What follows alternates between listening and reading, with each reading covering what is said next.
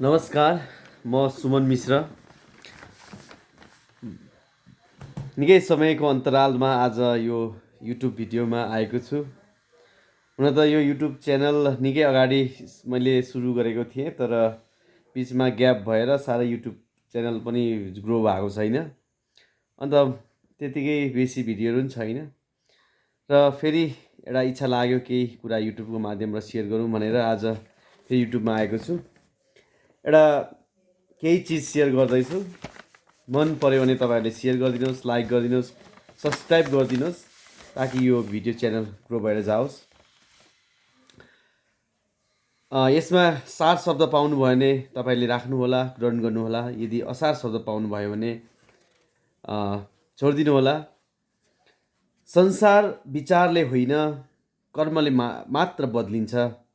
संसार विचारले होइन, कर्मले मात्र बदलिन्छ। किनकि सुतिरहेको सिंहको मुखमा मृग आफै पस्दैन। उसले त्यो मृग पाउन सङ्घर्ष गर्नुपर्छ।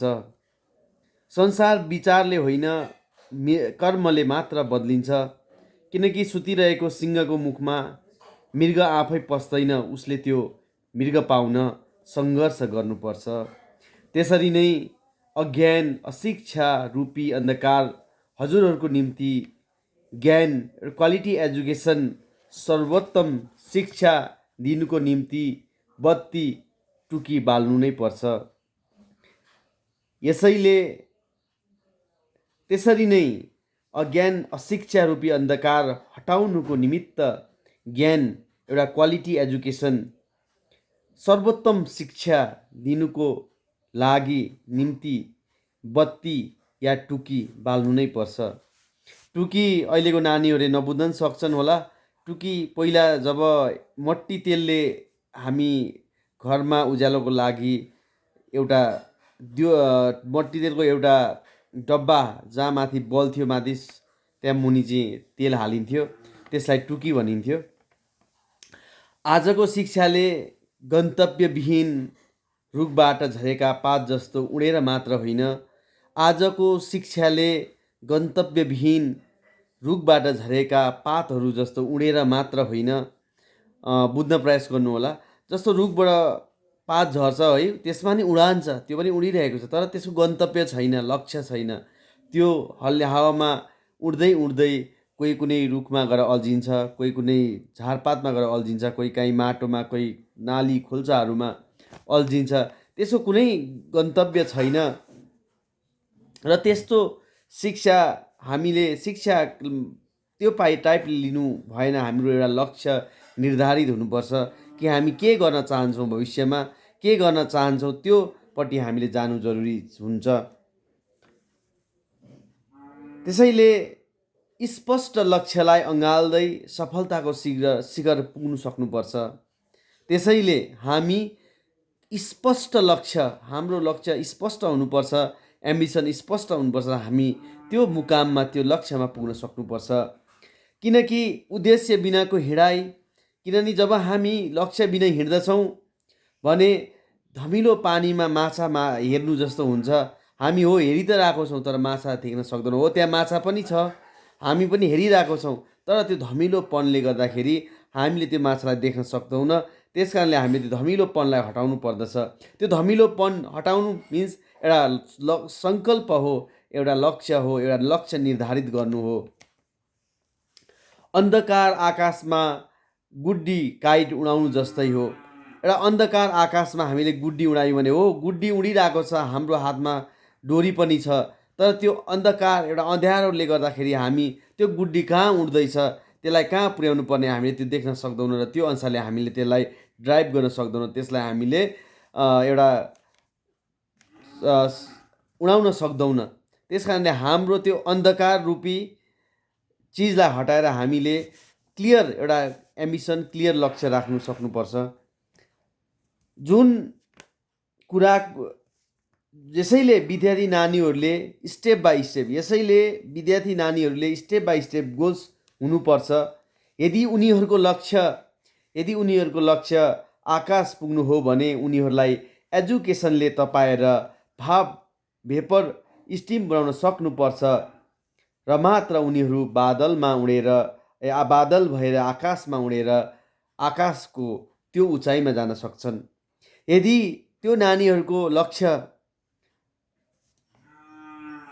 आकाशमा पुग्नु हो भने, त्यो उचाइमा जानु हो भने उनीहरूलाई हामीले एउटा एजुकेसनको माध्यमले, एउटा शिक्षाको माध्यमले उनीहरूलाई तपाएर त्यो एउटा लिक्विड स्टेटबाट उनीहरूलाई ग्यास स्टेटमा पुर्याउन सक्नुपर्छ।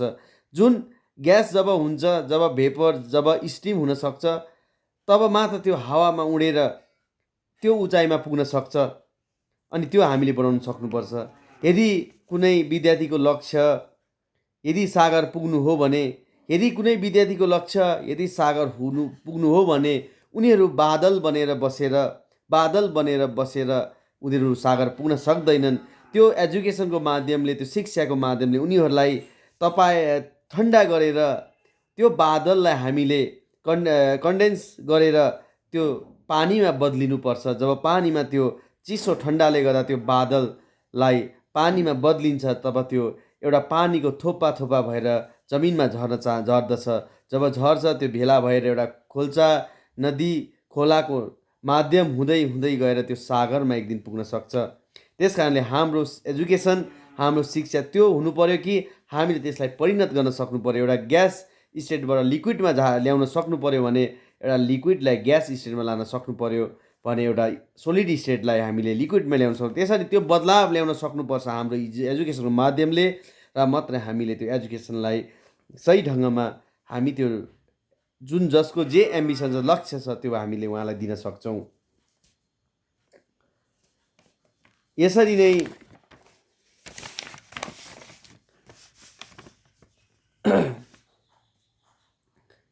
यसरी नै हामीले जुन शिक्षाको क्षेत्रमा हामीले जो हाम्रो स्कुलमा आएर हामीलाई एउटा डस्टर र चक लिएर पढाउनेलाई मात्रै गुरु सम्झिन्छौँ भने त्यो पनि गलत हुन्छ। किन उहाँहरूले हामीलाई हो हाम्रो गुरु हो, उहाँहरूले पढाइरहनु भएको छ, तर हामीले यो समाजमा, यो प्रकृतिमा, यो पर्यावरणमा, यो जग्गामा हामीले हर चिजबाट हामीले सिक्न सक्छौँ। हाम्रो लागि सिक्नेको लागि हर चिज गुरु हो। प्रकृतिको हर चिजबाट हामीले सिक्न सक्छौँ। हामीले हर चिजबाट सिक्न सक्छौँ। एउटा इक्जाम्पलको लागि,